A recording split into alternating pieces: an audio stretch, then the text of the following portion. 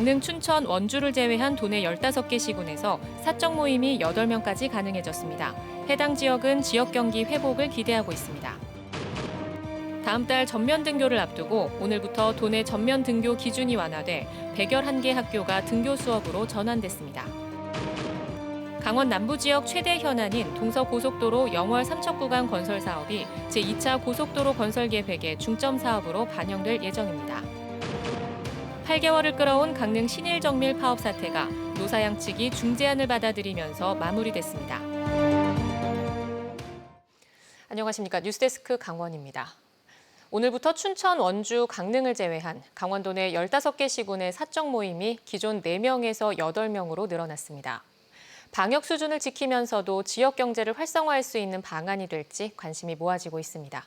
홍한표 기자가 보도합니다. 점심 손님을 맞을 준비가 한창인 양양 전통시장의 한 식당. 지난해 12월 이후 반년여 만에 처음으로 5인 이상 단체 손님 예약을 받았습니다. 식당을 찾은 손님들, 7명의 직장 동료들이 테이블에 모여 앉아 식사하는 것도 오랜만입니다. 친목 자리를 갖고 싶었지만 할 수 없었었는데 이번에 이렇게 완화가 돼서 그 직원분들하고 관계도 좀 더 좋아질 수 있을 것 같고 너무 좋아진 것 같습니다. 속초의 한 아이스크림 테이크아웃 전문점. 비대면 주문을 받기 위해 무인 단말기인 키오스크를 설치했는데 이제는 8명까지 들어와 메뉴를 자유롭게 선택할 수 있게 됐습니다. 이제 8인 이하 같은 경우는 이제 이렇게 오셨을 때 손님도 그렇고 저도 그렇고 서로 이제 위화감은 좀 사라질 것 같아서 앞으로 좀 더 괜찮아질 것 같아요. 정부의 사회적 거리 두기가 기존 5단계에서 다음 달부터 4단계로 간소화되는 가운데 인구 10만 명 이하의 강원도 내 15개 시군에 3주 동안 시범 적용됩니다. 1단계에 맞춰 다중이용시설은 운영 시간이나 집합 금지 조처가 모두 해제되지만 코로나19 확산 상황을 우려해 사적 모임은 8명까지로 제한하고 종교시설이 주관하는 모임, 식사, 숙박 등은 금지하는 등 일부 조항은 2단계를 적용합니다. 거리두기 완화 방침에 피서철을 앞둔 주요 관광지 상인들은 관광객 수요 회복을 기대하고 있습니다. 매상의 차질이 한 30% 이상의 차질을 봤어요. 근데 지금 8인까지 받게 되면 뭐 다 회복은 안 돼도 그래도 많은 부분에서 회복이 된다고 봐야겠죠. 강원도는 3주 동안의 결과를 지켜본 뒤 확진자가 눈에 띄게 감소하면 1, 2단계 적용 여부를 다시 판단할 계획입니다. 다만 주간 총 확진자 수가 5명을 넘는 지역은 거리두기 단계를 다시 상향할 방침입니다. 이는 장기간 동일하게 적용된 방역 조치에 따른 피로감 해소와 위축된 지역 경제를 회복하기 위한 것으로 강릉과 춘천, 원주의 경우 거리두기가 기존의 1.5단계가 적용돼 5인 이상 집합 금지 조처가 계속되지만 3주 안에 확진자가 줄어들면 모임 완화 조치 여부를 검토할 계획입니다. 규제가 있는데 그게 빨리 풀려서 좀 사람들도 좀 자유롭게 왕래도 하고 모임도 갖고 그래서 지역 경제도 좀 살아나고. 한편 문화예술, 스포츠 분야의 거리두기도 완화되면서 강원FC 경기 등은 입장 인원이 확대됩니다. 또 클래식이나 뮤지컬 공연처럼 대중음악 공연도 100인 미만이 모이면 행사 제한 적용 대상에서 제외시켰습니다. MBC 뉴스 홍한표입니다. 강원도 내 전면 등교 기준이 완화되면서 전면 등교 비율이 92.6%로 높아졌습니다. 강원도 교육청에 따르면 오늘부터 전면 등교 기준이 전교생 400명 이하에서 600명 이하로 완화돼 111개 학교가 원격 수업을 끝내고 등교하면서 전면 등교 비율이 81.7%에서 92.6%로 높아졌습니다. 도내 모든 학교의 전면 등교는 다음 달 1일부터 실시되며 코로나19 상황에 따라 학교 구성원들 간 협의를 통해 자율적으로 원격 수업 전환 여부 등을 결정할 수 있습니다. 강원 남부 지역 최대 현안인 제천 삼척 동서고속도로 건설 계획 가운데 아직 확정되지 않은 영월 삼척 구간이 정부의 중점 추진 사업에 반영될 전망입니다. 강원도와 시군에 따르면 국토교통부는 조만간 도로정책심의위원회를 열어 올해부터 2025년까지 추진되는 제2차 고속도로 건설 계획에 영월 삼척 구간을 중점 사업에 반영할 예정입니다. 이 구간이 중점 사업에 반영되면 제천 삼척 전 구간이 2031년 동시 개통을 목표로 후속 조치가 진행될 것으로 전망됩니다. 오늘은 1년 중 양기가 가장 강하다는 음력 5월 5일 단오날입니다. 코로나19 사태로 강릉 단오제는 지난해에 이어 올해도 온오프라인 행사로 열리고 있습니다. 소원능 불빛을 밝힌 현장에 취재 기자가 나가 있는데요. 박은지 기자, 지금 이 시간에도 시민들이 많이 찾고 있나요? 네, 날이 어두워지면서 2,000개의 소원등을 불을 밝힌 이곳 강릉 남대천 행사장은 화사한 빛으로 물들어 있습니다. 시민들도 방역수칙을 지키며 335 입장에 색색의 빛으로 감싼 소원의 광장을 둘러보고 있습니다. 소원등 아래 걸린 소원지에는 빛으로 어둠을 이기듯 코로나19 어려움을 극복하고 건강과 안녕을 바라는 소원이 적혀 있습니다. 소원등과 소원지는 오는 17일 소재 행사 때 모두 모아 다시 한번 기원을 담아 태워집니다. 남대천 강물에 영산홍 유등을 접어 띄우는 행사도 올해 처음 마련됐습니다. 대규모 행사는 없지만 변화한 형식의 프로그램은 계속되고 있습니다. 수리치떡과 신주 등 단오 세시 음식을 나눠주는 배달의 단오는 당초 150명 선정에 900명 가까이 몰려 치열한 경쟁이 펼쳐졌고, 전국에서 접수된 창포주 선발대회는 시음 행사는 취소되고 시상식만 열렸습니다. 온라인에서는 어른들의 입담을 펼치는 사투리 대회와 영산홍과 챌린지가 이어지고, 비공개로 진행되는 지정문화재 행사 재래와 단오굿, 관노가면극도 유튜브 채널에서 중계되고 있습니다. 명주 예술마당에 마련된 미디어 아트 특별전은 코로나19로 한 번에 15명씩 사전 예약해 관람할 수 있습니다. 변화 속에서도 공동체의 안녕을 기원하는 단오의 정신은 변하지 않기 때문에 2021 강릉 단오제 소원의 광장은 오는 17일까지 열려 있습니다. 지금까지 강릉 남대천 행사장에서 MBC 뉴스 박은지입니다.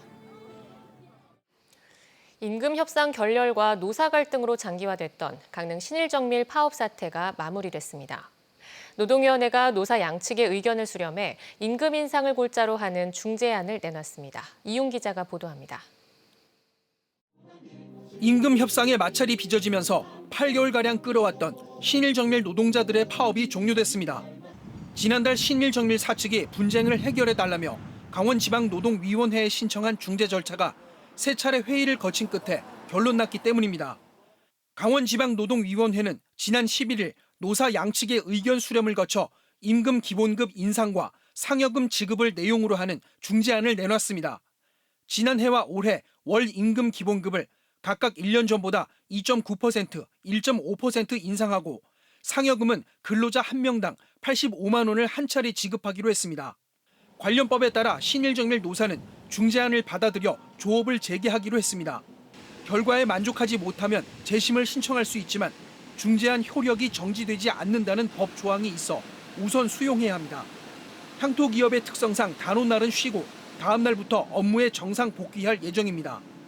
신일정밀 노조는 중재안이 나왔어도 사측의 부당 노동 행위에 대한 검찰 수사와 경영고문 노무사의 징계 요청에 대한 노동부의 조사는 진행 중이라며 투쟁은 끝나지 않았다고 밝혔습니다. 자격심사위원회가 아마 곧 열릴 거라고 생각됩니다. 이런 부분들에 대해서 저희들이 끝까지 좀 공정하고 정말 정의로운 그런 모습으로 처리될 수 있도록 끝까지 지켜볼 것입니다. 신일정밀 사측은 이번 중재안 결정에 대해 별다른 입장을 밝히지 않은 채 인터뷰를 거절했습니다. 신일정밀 파업 사태가 일단은 봉합됐지만 내부 갈등은 여전히 남아있는 상황입니다. MBC 뉴스 이용입니다. 개설 초기부터 공무원 사회의 특혜라는 비판을 받아온 강원도 돌봄센터가 도의회 도정 질문에서 다시 도마에 올랐습니다. 당초 약속과는 달리 취약계층 자녀의 입소와 운영비 부담이 전혀 이루어지지 않고 있습니다. 강화길 기자가 보도합니다. 지난 3월 31일 문을 연 강원도청 범위고미 돌봄센터. 11억 4천만 원을 들여 강원도청 이청사 1층에 마련된 이곳에 들어갈 수 있는 아이는 부모가 강원도청 공무원이어야 합니다. 1순위부터 4순위 모두 강원도청 소속 직원의 자녀이고 5순위가 춘천시 거주 취약계층인데 총원의 10%를 넘지 않도록 했습니다. 정원이 100명이니까 10명을 취약계층으로 받겠다는 겁니다. 현재 이곳에 36명의 아이들이 다니고 있는데 취약계층 자녀는 한 명도 없습니다. 게다가 도의회 예산심사 시 센터 직원 인건비 등 운영비를 자비로 일부 부담하게 하겠다고 해놓고 지키지 않고 있습니다. 센터 운영비로만 한 해 2억 원 이상을 강원도가 부담하고 있습니다. 이 때문에 개설 초기부터 강원도청 공무원의 자녀를 위한 시설로 공직사회 특권과 반칙을 보여주는 사례라는 비판을 받아왔습니다. 정유선 강원도의원은 강원도정 질문에서 도민들의 돌봄 문제를 총괄하는 강원도가 자기 자녀 돌봄 문제에만 유독 신경 쓴 결과라며 특혜를 꼬집었습니다. 안정적으로 안심하고 아이를 양육할 수 있는 사회를 만들 것인가, 이런 프로세서를 만들어야 되고 체계화를 해야 되는데 공무원들만 대상으로 해서 이것이 해결되면 오히려 무엇이 더 문제인지 모를 수가 있어서. 이에 대해 최문순 강원도지사는 특혜가 아니라 모범 사례라며 예봉을 피해갔습니다. 우선 도가 모범을 보여야 되고요. 시군에도 해야 되고. 그거를 다 공무원들 대상으로 하는 돌봄센터가 모범이라고 생각하시는 겁니까? 기업들도 해야 되고 또 공공기관도 해야 되고. 특혜성 정책이 아니라 일과 가정을 양립하기 위해 자녀 돌봄에 목마른 도민들의 부담을 공적으로 해결할 돌봄 정책 시행에 강원도의 해안이 부족해 보입니다. MBC 뉴스 강화길입니다.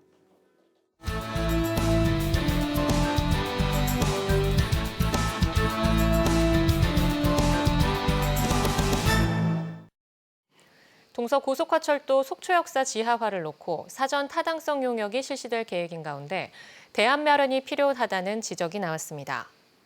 오늘 열린 속초시의회 행정사무감사에서는 속초 구간을 지하화할 경우 다른 공구까지 재설계가 필요해 사업 장기화가 우려된다며 종합적인 대안을 마련할 필요가 있고 이를 용역에 담아내야 한다고 조언했습니다. 또 고성군 토성면으로 속초역을 이전하자는 고성군 제안에 대해 속초시가 적극적으로 대처할 필요가 있다고 덧붙였습니다. 동해시장의 행정감사 증인 불출석 문제를 놓고 동해시와 동해시의회가 공방을 벌였습니다. 동해시의회 행정사무감사 특별위원회는 지난 11일 투자유치과 행정사무감사에 심규현 동해시장이 출석하지 않은 것은 시민의 대의기관인 시의회와 10만 시민을 무시하는 행동이라며 재발 방지를 위한 모든 절차를 밟겠다는 성명서를 발표했습니다. 이에 대해 동해시는 사전에 불출석 사유를 충분히 밝혔으며 시의회 차원에서 단일한 의견을 내지 못하고 책임을 동해시에 전가하는 행태가 매우 유감이라는 입장문을 발표했습니다. 강원뉴스 마칩니다. 시청해주신 여러분 고맙습니다.